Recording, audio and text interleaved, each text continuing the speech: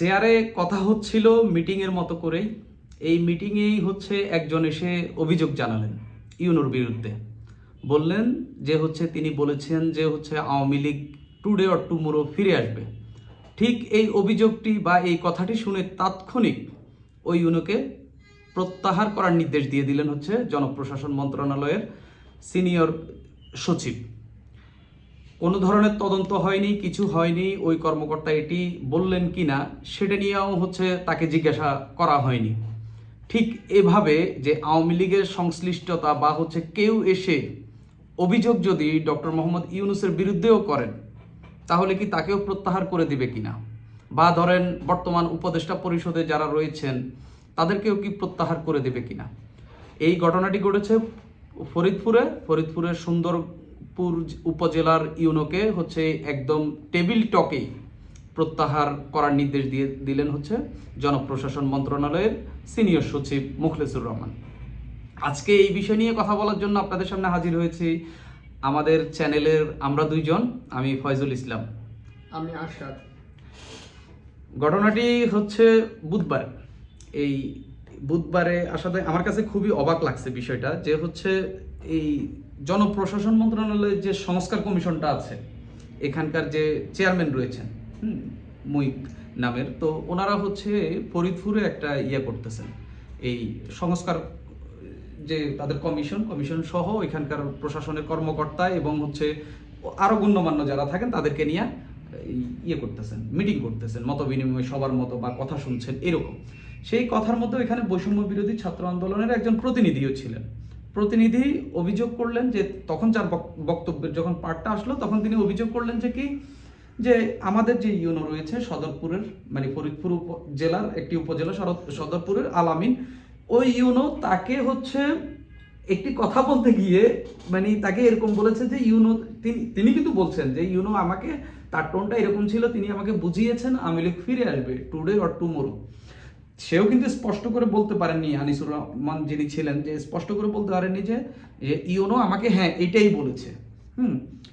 এরপরই যখন ওনার কথা শুনলেন, এরপরই জ্যেষ্ঠ সচিব যিনি এই মুখলেসুর রহমান, তিনি জনপ্রশাসন মন্ত্রণালয়ের জ্যেষ্ঠ সচিব, তিনি আইসা বলে দিলেন আমরা এটা বরদাস্ত করব না, ওকে প্রত্যাহারের নির্দেশ দিয়ে দিল। জেলা প্রশাসককে বলল যে আপনি অ্যাকশন নেন।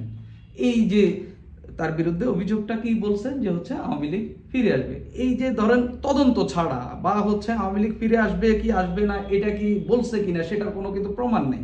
এই যে হঠাৎ করে উনি শুনলেন বলে দিলেন, আপনি যাইয়া যদি ওনাকে বলেন, এই মুখলেসুর রহমান সাহেবকে যদি আপনি গিয়া বলেন যে ভাই এই বা স্যার, এই আপনার এই সচিব, ওনার আন্ডারে বা ওনার আশপাশে ধরেন একজন সচিব বা ওনার উপদেষ্টা যিনি আছেন, বললেন যে ভাই উনি তো আমাকে আওয়ামী লীগের বিষয়ে এই কথাটা বললো, আপনি উনি কি তাকেও ওই প্রত্যাহার করে দিবেন?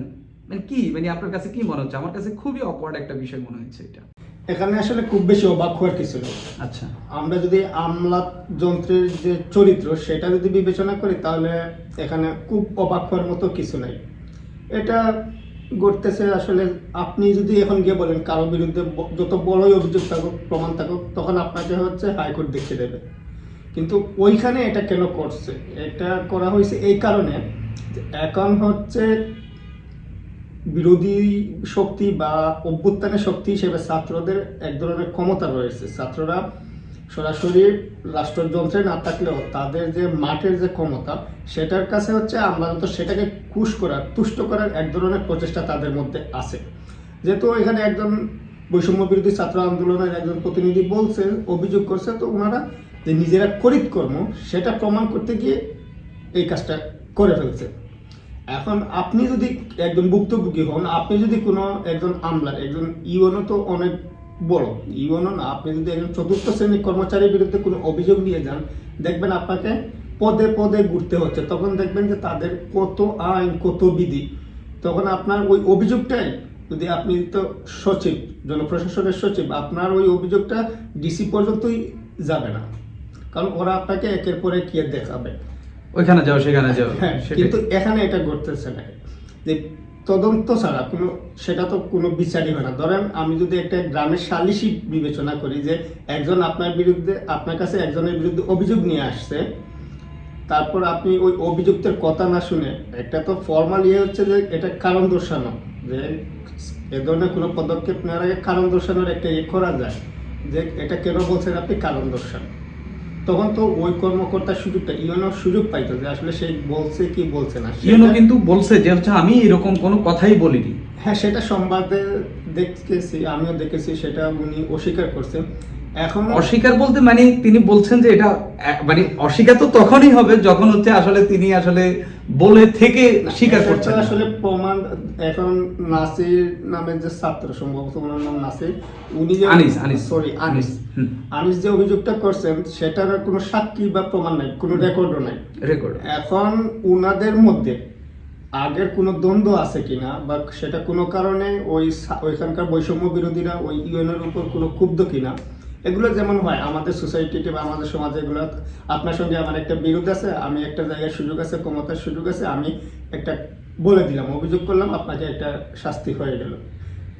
এই ধরনের কাজগুলো তো আমাদের ইয়েতে হয়ে থাকে, একেবারে অস্বাভাবিক না। আর এখন যেহেতু ছাত্ররা মানে একটা শক্তি, ক্যাটালিস্ট গ্রুপ বলা যায়, সেই জায়গা থেকে তাদের আসলে ওই শক্তিটা তারা দেখাতে চাইছে, এবং সেখানে জনপ্রশাসনের যে সরকারি সচিব ছিলেন তিনি তাদেরকে সন্তুষ্ট করতে এই ধরনের পদক্ষেপটা নিয়ে নিছে। কিন্তু আপনি একটা জিনিস দেখেন, মানে আপনার কথায় অবশ্যই আমি যে হচ্ছে এটা তো তুষ্ট করা, আমাদের এখানে তো আপনি আমলা বলেন যাই বলেন শীর্ষপদ সবাই তুষ্ট করে একে অপরকে। কাকে তুষ্ট করে? কেউ রাজনৈতিক দলকে তুষ্ট করে, কেউ এর আগে দেখলাম শেখ হাসিনার সময় হচ্ছে সবাই শেখ হাসিনার মানে গদগদ অবস্থা এরকম। তো এই জায়গায় দেখেন এই যে ইউনো আলামিন, আমরা তো কিন্তু তার পক্ষে বা বিপক্ষে না, কিন্তু তার প্রতি যদি ইনজাস্টিস হয় সেটা নিয়ে তো অবশ্যই আপনি কথা বলার রাইট আপনার আছে, কারণ ওইখানে ইনজাস্টিস হওয়া মানে আরেক জায়গায় হওয়ার সুযোগ তৈরি হওয়া। এই যে দেখেন এই ইউনোটা কিন্তু এই জ্যেষ্ঠ সচিব যিনি জনপ্রশাসন মন্ত্রণালয়ের তার কর্মী, হ্যাঁ উনি কিন্তু মানে ধরেন সরকারি কর্মকর্তা, এবং যেহেতু উনি জনপ্রশাসনে রয়েছেন মানে ওনার অভিভাবক কিন্তু উনি। তো একটা অভিভাবক ধরেন না, আপনি অভিযোগ নিয়ে আসেন, আমি ধরলাম উনি এটা বলছেন যে ওই ইউনো আলামিন, ধরেন যে আমি ধরলাম এটা বলছেন যে যে হ্যাঁ Awami League today or tomorrow ফিরে আসবে, এটা ওই ইউনো বলছেন। তাও তো এটা যে কোনো মূল্যে এটা প্রমাণের দাবি রাখে, একবারে যে কোনো মূল্যেই।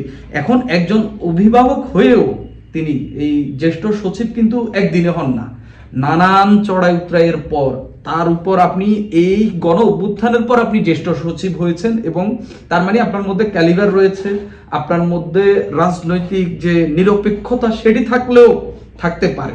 সেই জায়গা থেকে এই লোকটা এটা মানে চরম লেভেলের আমার কাছে মনে হচ্ছে যে একটা ভুল সিদ্ধান্ত নিয়েছেন। এবং মানে তিনি আসলে এখানে ওই বৈষম্য বিরোধীর যে ফরিদপুরের ওই ছাত্রকে আসলে তুষ্ট করা তার আসলে কি রয়েছে, নাকি গোটা প্রশাসনকে তিনি একটা মেসেজ দেওয়ার চেষ্টা করলেন যে আওয়ামী লীগ সংশ্লিষ্টতা পাইলেই খেয়ে দিব, এরকম কিনা? না, আমার কাছে মনে হয় না ওইটা আওয়ামী লীগ সংশ্লিষ্টতা তাদের জন্য এত মাথা ব্যথা। প্রশাসনের আমলা যারা আছেন সরকার জনপ্রশাসন মন্ত্রক, তাদের জন্য যে এরা আওয়ামী লীগ হয়ে গেলে তাদের জন্য সমস্যা, আমার কাছে সেটা মনে হয় না।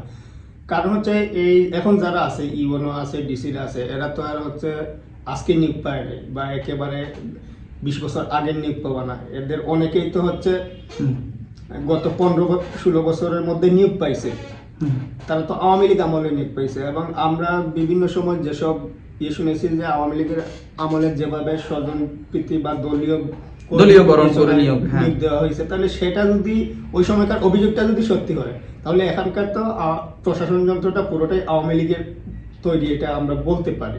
সে জায়গা থেকে তো জনপ্রশাসন যদি ওই চিন্তায় দ্বারা পরিচালিত হয় যে আমাদের আমলের নিয়োগ বা আওয়ামী গণনার বলে যারা নিয়োগ পেয়েছে তাদেরকে আমরা পুরোপুরি ছাঁটাই করবো বা শুদ্ধি অভিযান চালাবো, সেক্ষেত্রে তো তাদের ওই যে কি একটা কথা আছে না, টক বাঁচতে গা উজার, এই টাইপের অবস্থা হবে।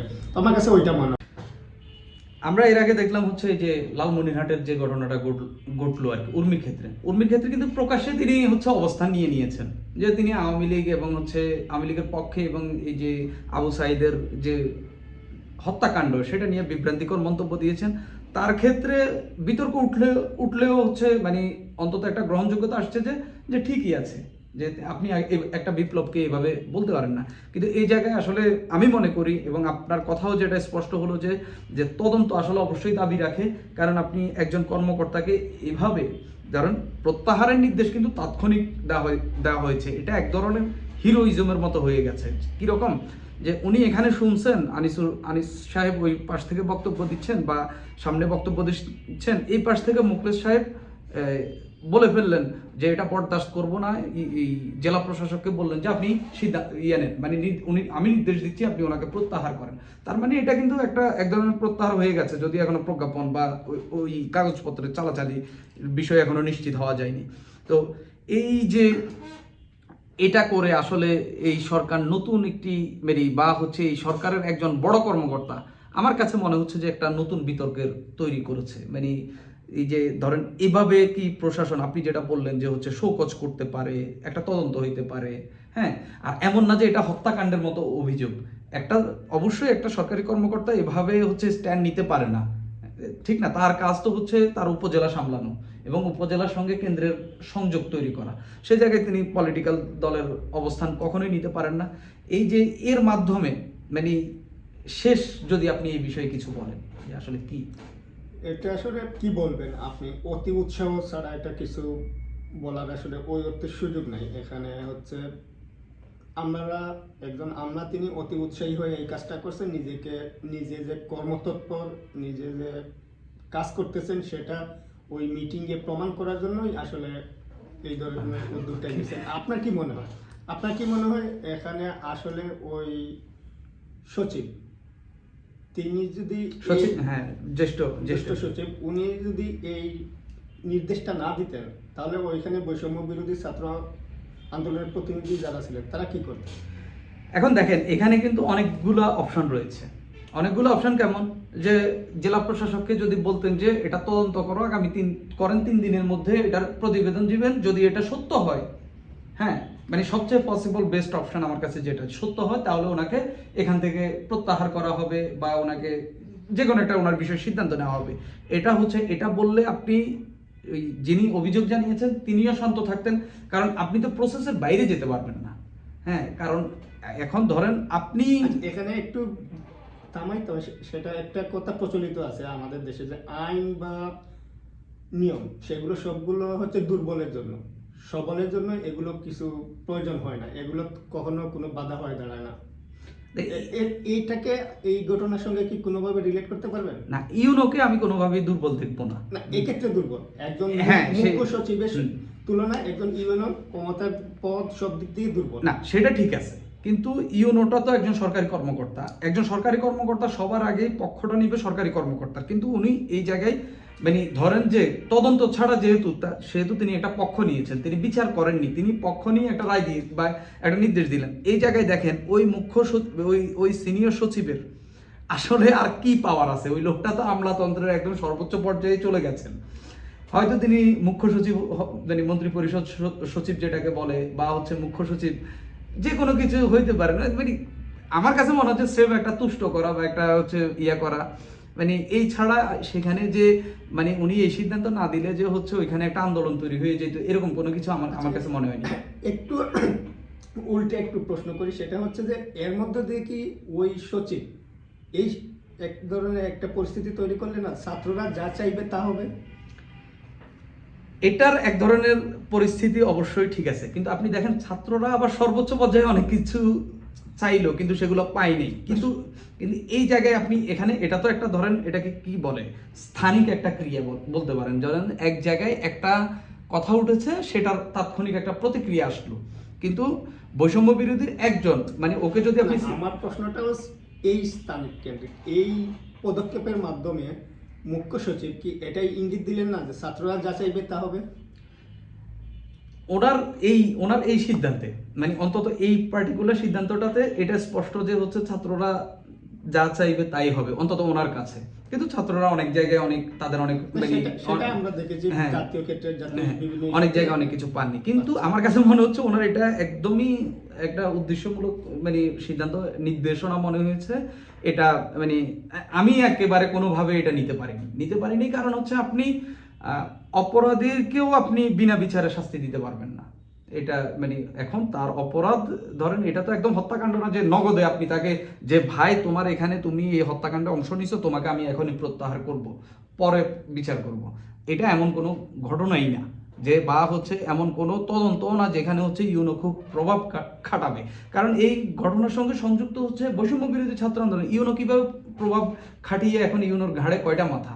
আপনি তদন্ত না করে এরকম সিদ্ধান্ত দেওয়ার আসলে কোনো মানে কারণই নেই। মানে আপনি জাস্ট আমার কাছে মনে হয়েছে ওইখানে ওই যে ওই জনপ্রশাসন সংস্কারের যে চেয়ারম্যান তিনি ছিলেন, তো তারপরে আরো বেশ কয়েকজন ছিলেন, মানে একটা হিরোইজম বা বৈষম্য বিরোধী ছাত্র আন্দোলনের হয়তো উনি ভাবছেন যে এরা বের হয়ে ওনার নামে হয়তো একটা স্লোগানও দিতে পারেন, এইসব জায়গা থেকে হয়তো উনি এইসব ভাবছেন। আচ্ছা, এখন সরকার কি করতে পারে বা সরকার কি কোনো পদক্ষেপ নেবে? এখন আমি যেটা হচ্ছে গত 1 ঘন্টায় নিউজটা জানার পর আমি যেটা জানার চেষ্টা করলাম যে হচ্ছে কোনো প্রজ্ঞাপন জারি হয়েছে কিনা। আমি আমাদের যে প্রতিনিধি রয়েছেন তার মাধ্যমে চেষ্টা করেছি, তিনি এখনো জানতে পারেননি।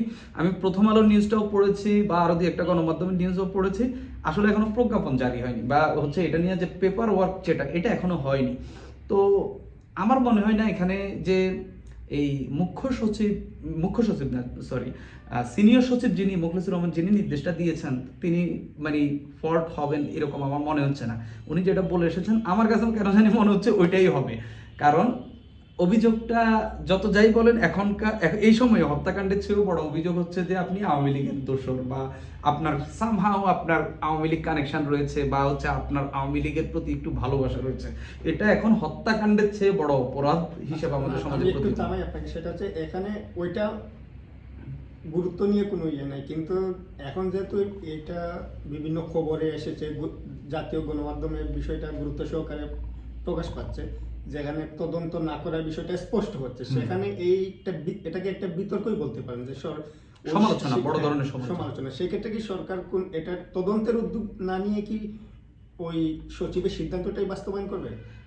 মানে তদন্ত বলতে কি তাকে হয়তো ওই যে কি হয় তদন্তর ক্ষেত্রে তো উনি তো সরকারি কর্মকর্তা, হ্যাঁ, মানে যে লোকটাকে ইয়ে করে বিভাগীয় তদন্ত তো হ্যাঁ বিভিন্ন ওই লোকটা তদন্তে কি প্রভাব মানে তারও তো বিসিএস এর ব্যাচ রয়েছে, তারও তো পরিচিত ঊর্ধ্বতন কর্মকর্তাদের সঙ্গে ভালো খাতির রয়েছে, হয়তো সেই জায়গা থেকে এটা আসলে বলা যায় না। মানে বিষয়টা হচ্ছে কি আমার কাছে এখন মনে হচ্ছে যে এই সিদ্ধান্তের কারণে বা এই নির্দেশনার কারণে, কারণ যেহেতু মিডিয়ায় চলে এসেছে, এই সিদ্ধান্তের কারণে ওই ইউনোর চেয়ে এই জ্যেষ্ঠ সচিব এখন একটু মানে বিতর্কের মুখে একটু বেশি পড়বেন। কারণ আমাদের আলোচনাটা আপনি দেখেন, মানে আপনি দেখেন না একদম যদি এখানে মানে এই ডক্টর মোহাম্মদ ইউনূসকেও যদি জিজ্ঞাসা করেন উনিও আমার মনে হয় যে এটা বলবেন, বা ধরেন আসিফ মাহমুদ বা নাহিদ ইসলাম বা হচ্ছে এই যে মাহফুজ আলমকে যদি জিজ্ঞাসা করেন যে আপনি তদন্ত ছাড়া দিলেন কেন, কারণ ওই ছেলেটা বলছে আমি যিনি ধরলাম ওটা সত্য, তাও তো তদন্তের দাবি রাখে। বা অন্তত আপনি আলামিন বা ইউনোকে জিজ্ঞাসা করতে পারেন যে আপনি এটা বলছেন কি না।